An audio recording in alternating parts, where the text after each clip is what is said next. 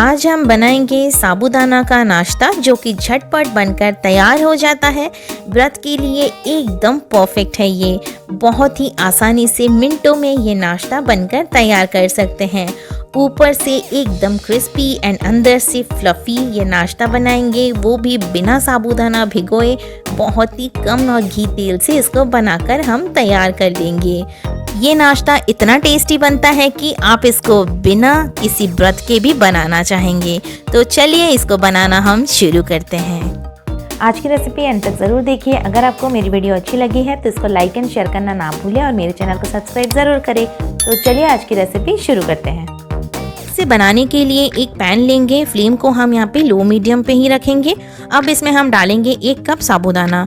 ये जो बड़े वाले साबूदाना होता है मैंने उसको यहाँ पे यूज़ किया है। आपके पास कोई भी साइज़ का साबूदाना हो आप यहाँ पे यूज़ कर सकते हैं।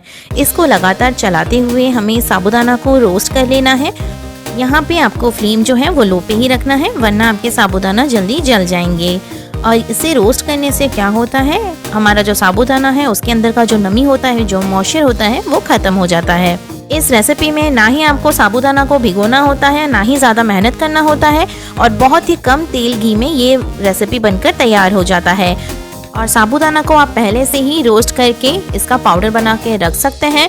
जब आपको मन हो तब आप ये नाश्ता बनाकर तैयार भी कर सकते हैं। तो ये लीजिए, लगभग 2 मिनट हो गए हैं और साबूदाना यहाँ पे बढ़िया से रोस्ट हो गया है। अब जो गैस का फ्लेम है उसको हम ऑफ करेंगे और साबूदाना को पूरा ठंडा होने देंगे। यहाँ पे साबूदाना एकदम ठंडा हो चुका है। अब एक मिक्सी जार में इसको हम डालेंगे और इसका एक फाइन पाउडर बनाकर तैयार कर लेंगे। अब एक हम बड़े साइज का बोल ले लेंगे। इसमें हम डालेंगे साबूदाने का पाउडर और साथ ही में हम इसमें डालेंगे सामक चावल का आटा। इजीली ये मार्केट में अवेलेबल हो जाते हैं, या फिर आप चावल को लाकर ग्राइंडर में भी बढ़िया से इसका आटा बना सकते हैं। तो इसी के साथ हम यहाँ पे लेंगे 4 बड़े चम्मच मूंगफली का पाउडर। तो मैंने यहाँ पे मूंगफली को रोस्ट कर लिया है और यहाँ पे ये पाउडर बना लिया है। आप इस मिक्सचर को बनाकर स्टोर कर सकते हैं और जब आपको नाश्ता बनाना हो तब आप ये पाउडर को यूज़ कर सकते हैं। अब इसमें हम कुछ ड्राई स्पाइसेस डालेंगे। ये मैंने यहाँ पे 1 छोटा चम्मच भुना हुआ जीरा एंड लाल मिर्च का पाउडर लिया है। साथ में हम सेंधा नमक लेंगे 1 छोटा चम्मच और आधा छोटा चम्मच लेंगे काली मिर्च का पाउडर। अब इसमें हम डालेंगे बारीक कटे हुए अदरक। साथ में हम डालेंगे 2 बारीक कटे हुए हरी मिर्च। ये आप अपने हिसाब से कम या ज़्यादा कर सकते हैं। और साथ ही में यहाँ पे मैं हरा धनिया डाल रही हूँ। अब इन सारी चीज़ों को एक बार ही बढ़िया से कर लेंगे मिक्स। ये एक बार अच्छे से मिक्स हो जाए फिर इसमें हम डालेंगे उबले हुए आलू। तो इसको क्रिस्पी बनाने के लिए और फ्लफी बनाने के लिए यहाँ पे मैंने 2 उबले हुए आलू को ग्रेट करके लिया है और साथ ही में यहाँ पे 3 चम्मच दही ले रही हूँ। अब इन सारी चीज़ों को एक बारी बढ़िया से मिक्स कर लेंगे और आप यहाँ पे सामक चावल के जगह पे आप यहाँ पे राजगीरे का आटा या फिर आप कुट्टू के आटे का भी यूज़ कर सकते हैं। अब इसमें हम ज़रूरत के हिसाब से पानी डालेंगे और एक बैटर रेडी करेंगे। बैटर आपका यहाँ पे ज़्यादा पतला नहीं होना चाहिए और ज़्यादा गाढ़ा भी नहीं होना चाहिए।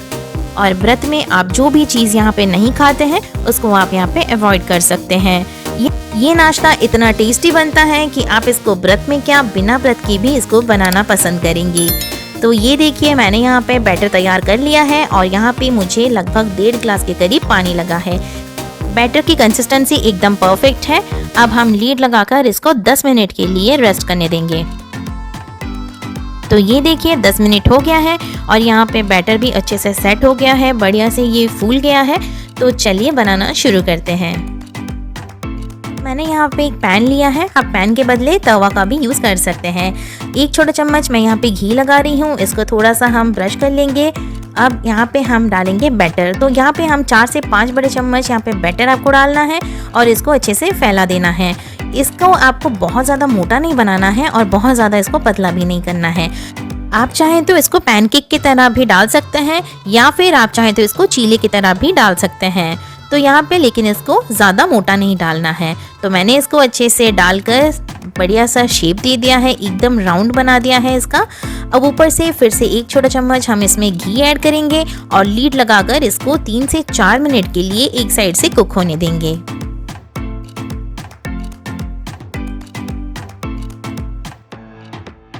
तो लगभग यहाँ पे 5 मिनट हो गए हैं और आप देख सकते हैं कितना बढ़िया सा कलर आया है, नीचे की तरफ कितना बढ़िया गोल्डन कलर आ गया है। तो चलिए अब इसको हम फ्लिप कर देंगे। हाँ, और आपको इसको एकदम धीमी आंच पे ही कुक करना है। तो ये देखिए कितना प्यारा सा गोल्डन कलर आया है। बिल्कुल ऐसे ही हम ढक के दूसरे साइड को भी कुक कर लेंगे। ये लीजिए, ये जो चीला है बनकर एकदम तैयार है। मैं इसको फ्लिप करके दिखाती हूँ। ये देखिए एकदम क्रिस्पी बना है और अंदर से एकदम फ्लफी है ये। तो चलिए इसको निकाल लेंगे और ऐसे ही बाकी के चीले भी तैयार कर लेंगे। तो इसको आप गर्मा गर्म सर्व करें। आप इसको दही के साथ सर्व कर सकते हैं, व्रत वाली चटनी के साथ भी सर्व कर सकते हैं। चटनी की रेसिपी मेरे चैनल पे पहले से अवेलेबल है, मैं उसका लिंक आपको डिस्क्रिप्शन बॉक्स में दे दूंगी, आप वहां से चेकआउट कर सकते हैं। तो इस रेसिपी को आप ट्राई ज़रूर करें और मेरे साथ अपने एक्सपीरियंस ज़रूर शेयर करें। मैं आपको यहाँ पे तोड़कर दिखाती हूँ। देखिए कितना पतला बना है और ऊपर से एकदम क्रिस्पी बना है और अंदर से एकदम फ्लफी। तो इसको आप ट्राई ज़रूर करें। आई होप आपको आज की रेसिपी अच्छी लगी है। अगर आपको आज का वीडियो अच्छा लगा है तो इसको लाइक एंड शेयर करना ना भूलें और मेरे चैनल को सब्सक्राइब ज़रूर करें। साइड में दिए गए बेल आइकन को भी ज़रूर से प्रेस करें ताकि मेरी न्यू वीडियोस की नोटिफिकेशन आप तक तुरंत पहुंच सके। फिर मिलेंगे न्यू रेसिपी के साथ नेक्स्ट वीडियो में। Till then take care, bye bye.